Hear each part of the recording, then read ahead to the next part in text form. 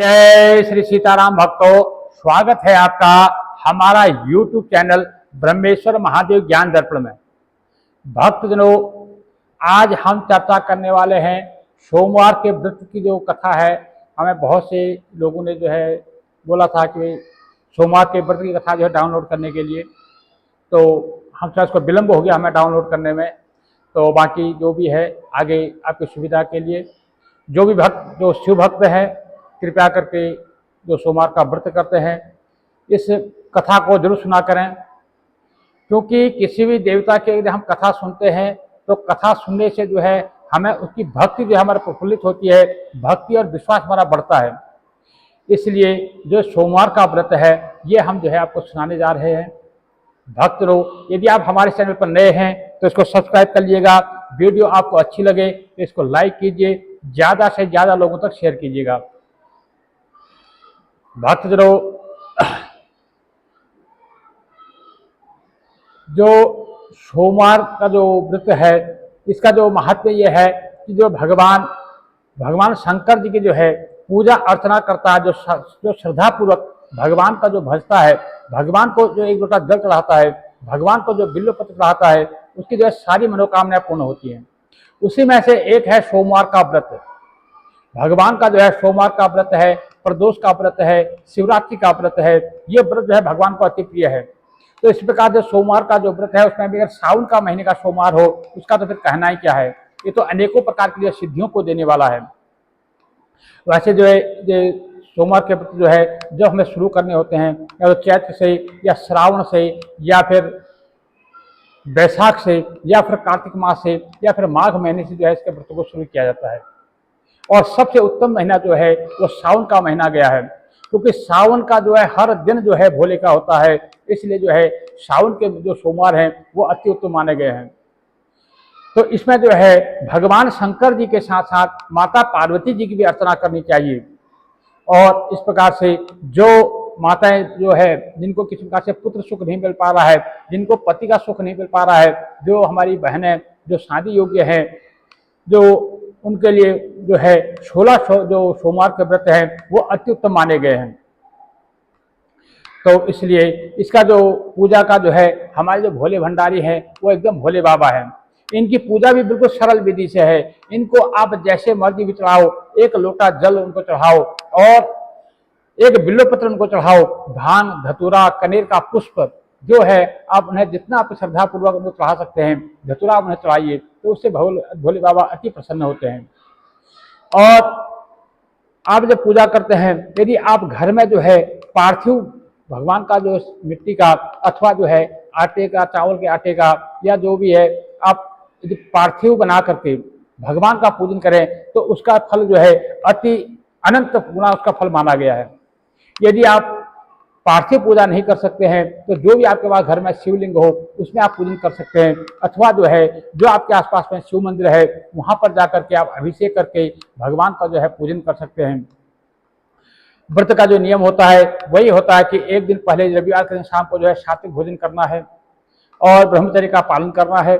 उसके बाद जो सोमवार के दिन प्रातः काल में जो है ब्रह्म मुहूर्त में उठना है। ब्रह्म मुहूर्त उठ के स्नानादि से निवृत्त होकर के सबसे पहले भगवान सूर्यदेव को अर्घ्य देना है, सूर्यदेव को नमस्कार करना है, धरती को नमस्कार करना है, तुलसी जी को जल चढ़ाना है, तुलसी को नमस्कार करना है। उसके बाद में आपके घर में जो भी बड़े बुजुर्ग माता पिता ससुर इत्यादि हैं उन सबको नमस्कार करके उनको व्रत के बारे में बताना है। उसके बाद जो आपका पूजा का स्थान है वहां पर जाकर के एक सुंदर घी का दीपक जला करके 1 मिनट के लिए जो है मौन होकर के अपने सदगुरुदेव का ध्यान करना है। गुरुदेव जी से जो है मन ही मन आज्ञा लेनी है कि सदगुरुदेव भगवान, मैं इस व्रत को कर रहा हूँ या कर रही हूँ, आप अपना आशीर्वाद हमें प्रदान कीजिए। उसके बाद में एक संकल्प लेना है, हाथ में अक्षत जल पुष्प द्रव्य फल इत्यादि लेकर के एक संकल्प लेना है। और उस संकल्प की जो संक्षेप विधि आपको हमारे डिस्क्रिप्शन में मिल जाएगी। और जो भी आप व्रत कर रहे हैं उस दिन का जो है अपना गोत्र, अपना नाम और उस दिन उस मास का जो है उच्चारण करते हुए आप संकल्प कर लीजिएगा। इस प्रकार से संकल्प करने के बाद जो अपने घर में जो है एक सुंदर चौकी बिछाइए। उस चौकी पर जो है सफ़ेद कपड़ा बिछाइए। सफ़ेद कपड़े पर जो है एक भगवान का यदि जो सोमवार का यंत्र आता है, जिस यंत्र तो ठीक है, यदि आप पार्थिव बना रहे हैं तो भी ठीक है, शिवलिंग है तो भी ठीक है, जिस प्रकार से भी आप करें, आप उस प्रकार से जो है भगवान को जो है अपने बिछाएं, उनको जो है पूजा अर्चना करें। यदि आपके आसपास में कोई मंदिर है तो मंदिर में जाकर के आप इस चीज को करें। तो इस प्रकार से इस दिन जो है नाक भोजन करें, एक समय भोजन करें। शाम को जो है, शाम की जो संध्या काल में पूजा होती है, प्रदोष की पूजा करने के बाद आप भोजन कर सकते हैं। और कई लोग जो है इसको निराहार भी रहते हैं, जो है वो शाम को खाली फल खा करके अगले दिन ही जो है भोजन करते हैं। ऐसा भी कई लोग इसका व्रत करते हैं। वैसे इसमें एक समय भोजन खाने का विधान बताया है, नाट्य भोजन का विधान बताया है। तो कथा जो है, मैं आपका ज़्यादा समय नहीं लेते हुए कथा में आपको समझाता हूँ। कथा इस प्रकार से है। बहुत समय पहले है कि एक बहुत साहूकार जी थे, वो बहुत ही अमीर थे। उनके पास अन्न धन की कोई कमी नहीं थी, उनके पास सारे ऐश्वर्य भरे पड़े थे, परंतु उनके मन में एक ही बात की चिंता थी कि उनकी कोई जो संतान नहीं थी। वो संतान के वियोग में जो है हमेशा जो है राजजन दुखी रहते थे। उनको पुत्र पाने के लालसा से वो भगवान सोमवार के दिन जो है भगवान शंकर जी के अनन्य रूप से पूजा करते थे और चंद्रदेव की पूजा किया करते थे। तो उनकी जो उस साहूकार की जो है भगवान भोलेनाथ के प्रति ऐसी भक्ति को देख करके माता पार्वती के मन में जो है दया आ गई। तो उन्होंने एक बार भगवान शंकर से कहा कि हे नाथ, ये जो साहूकार है आपका अनन्य भक्त है, ये सदैव जो है आपका भक्ति का व्रत करता रहता है और आपकी जो है भक्ति भाव से आपकी पूजा करता रहता है। कृपा करके आप इसकी मनोकामना पूर्ण क्यों नहीं कर देते। तो इस प्रकार से जब पार्वती जी के वचन सुनकर भोलेनाथ ने जो है माता गौरी से कहा कि हे पार्वती, ये जो संसार जो चक्र है ये कर्म क्षेत्र है। यहाँ पर हम जैसा कर्म करते हैं हमें वैसा ही फल मिलता है, जैसा हम बीज बोते हैं वैसा ही हमें फल की जो है पेड़ की प्राप्ति होती है। तो इसलिए यदि हम जिस प्रकार से हम कर्म करते हैं उसका हमें फल भोगना पड़ता है। किंतु माता पार्वती ने जो है हट गया, तो माता पार्वती के आग्रह पूर्वक बोलने पर फिर माता पार्वती ने आग्रह किया कि हे महादेव, यह आपका अनन्य भक्त है, यदि आपको इसको यदि कोई दुख होता है तो आपको उसे दूर करना चाहिए, क्योंकि ये जो है सब कुछ जो है आप पर छोड़ रखा है, ये निराहार रख करके आपके ऊपर से सब कुछ छोड़ दिया है, इसलिए जो है आपकी इसकी मनोकामना पूर्ण करनी चाहिए। यदि आप भक्तों की जो है मनोकामना पूर्ण नहीं करेंगे तो फिर जो है भक्तों का विश्वास जो है आपसे उठ जाएगा। तो इसलिए फिर वो आपका पूजा भक्ति कैसे करेंगे। तो पार्वती जी के इस प्रकार से आग्रह को सुन करके भगवान भोलेनाथ जो है कहने लगे कि हे शिव, इस साहूकार के जो है कोई पुत्र नहीं है, इसके भाग्य में जो है कोई संतान नहीं लिखी है और इसी कारण से यह जो है दिन रात चिंतित रहता है, क्योंकि अब इसके भाग्य में संतान है ही नहीं तो इसको पुत्र की प्राप्ति कैसे हो। लेकिन फिर भी जो है मैं इसको वरदान देता हूं कि इसके घर में पुत्र होगा, किंतु उस पुत्र की जो आयु है वो मात्र जो है 12 वर्ष की होगी। वो जो पुत्र 12 वर्ष के बाद वो जो है देह त्याग देगा। इसके लिए मैं कुछ नहीं, इसके अलावा मैं कुछ नहीं कर सकता। जब इस बात सुनी तो ये सारी जो है माता पार्वती और जब शंकर की बातें हो रही थी तो भगवान शंकर का जो साहूकार था, अन्य भक्त था, तो वो जो है इनकी सारी अपनी भक्ति के प्रभाव से वो इनकी सारी बातें सुन रहा था और उसे सारी बातें सुन करके खुशी हुई और ना ही कोई दुख हुआ, ना तो ज्यादा खुश भी नहीं हुआ, दुख भी नहीं हुआ। बोला कि 12 साल के लिए मुझे पुत्र की प्राप्ति होनी है, उसके बाद तो मर जाएगा। तो इस प्रकार से उसको कोई खुशी नहीं हुई। कुछ समय पश्चात जो है जो साहूकार था उसकी जो धर्मपत्नी थी उसके गर्भ से जो है एक पुत्र की उत्पत्ति हुई। वो पुत्र जो है भगवान शंकर जी का जो दिया हुआ आशीर्वाद था, वो अति जो है सुंदर पुत्र था। साहूकार के घर में जो है बहुत खुशियां मनाने लगी, उसके सारे लोग जो है बधाइयां देने लगे, लेकिन साहूकार जो है इसमें कोई खुशी प्रकट नहीं कर पा रहा था, क्योंकि उसको पता था ये पुत्र जो है मात्र 12 वर्ष तक ही जीने वाला है। अब धीरे धीरे जो है बच्चे की जब आयु जो है बढ़ने लगी, जब क्या हुआ वो बालक जो है 11 वर्ष का हो गया। अब मात्र उसके जीवन का जो है 1 वर्ष शेष रह गया। तो जो साहूकार की धर्मपत्नी थी, बालक की जो माता थी, वो साहूकार से कहने लगी कि देखो जी, अब हमारा बच्चा जो है 11 साल का हो गया, हमें इसका जो है विवाह कर देना चाहिए। लेकिन साहूकार सारी जानता था, सारी कहानी जानता था, इसलिए उसने अपनी धर्मपत्नी को समझाया, देखो हम अभी इसका विवाह नहीं करेंगे, हम इसको पढ़ने के लिए जो है काशी भेज देते हैं।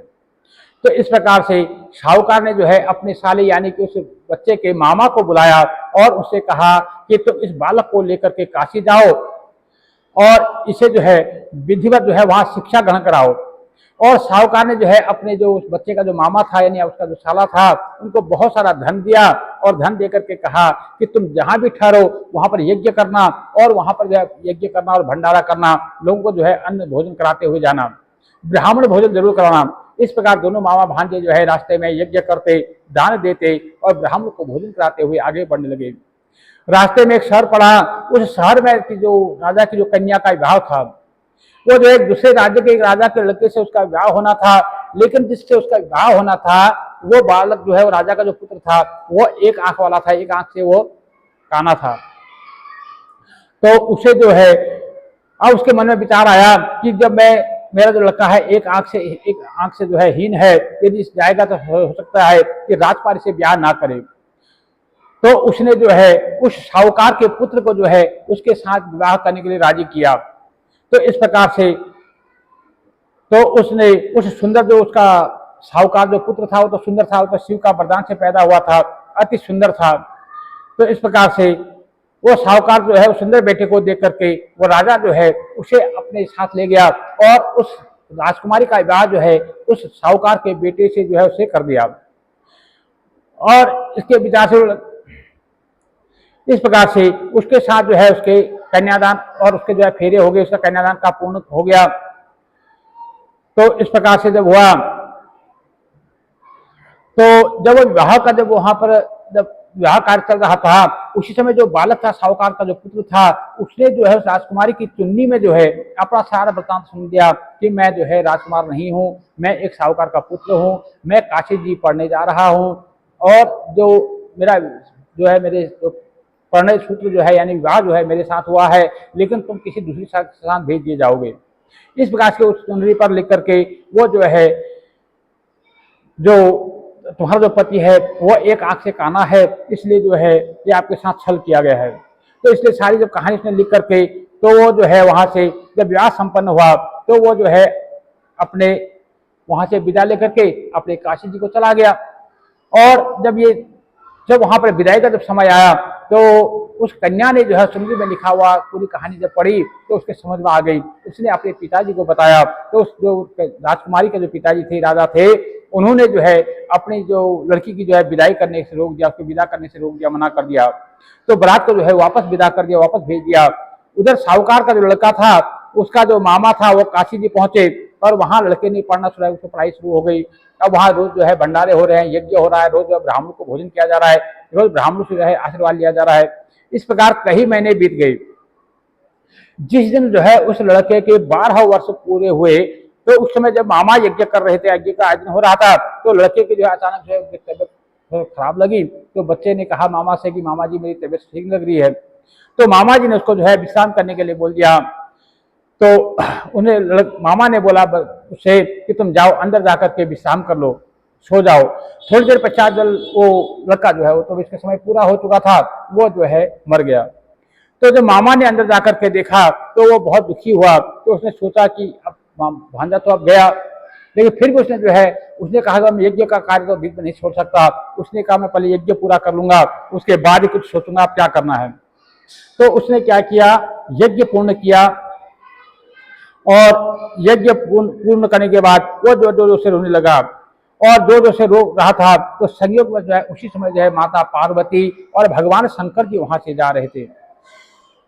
बाबा भोलेनाथ तो जब वहां पर जा रहे थे तो माता पार्वती ने बाबा भोलेनाथ से कहा कि हे प्रभु देखो यह व्यक्ति बहुत रो रहा है, इसको कोई कष्ट होगा, देखो ना इसका कोई कष्ट दूर कर दो।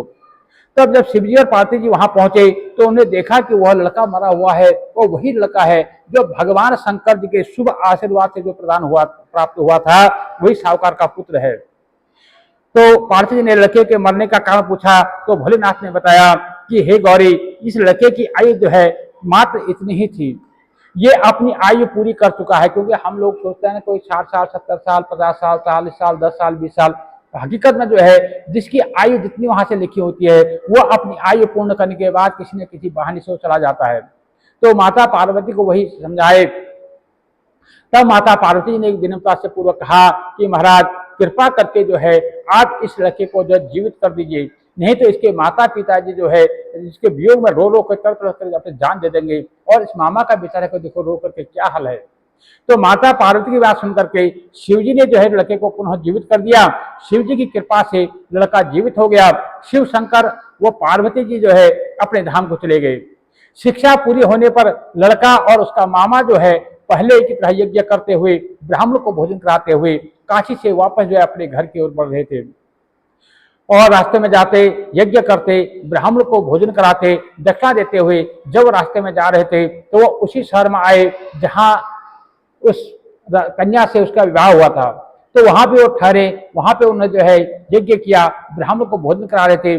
उसी समय जो राजकुमारी का जो पिता था, जो राजा था वहां का, वो कहीं से जा रहा था। उसने उस मामा और भांजे को जो है यज्ञ करते हुए देखा तो उन्होंने उसको पहचान लिया। तो उसको पहचान लिया और उन्हें जो है उस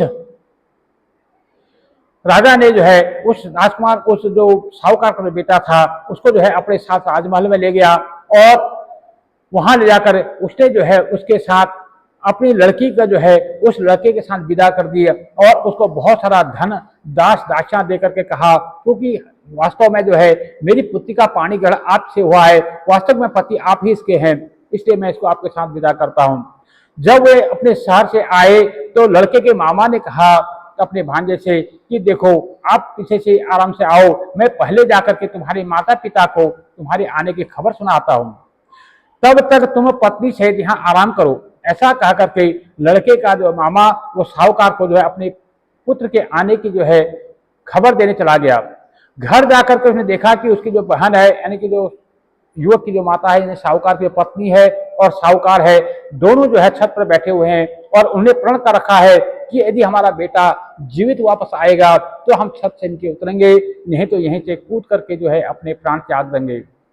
लड़के के मामा ने जब यह समाचार उन्हें सुनाया तो उन्हें आपका लड़का जो है जीवित लौट आया है, तो उन्हें किसी प्रकार से विश्वास नहीं हुआ। क्यों जानते थे, साहूकार जानते थे कि भगवान शंकर जी ने कहा है कि वो 12 साल से ज्यादा नहीं जिएगा, तो इसलिए वापस आने का कोई मतलब ही नहीं होता है।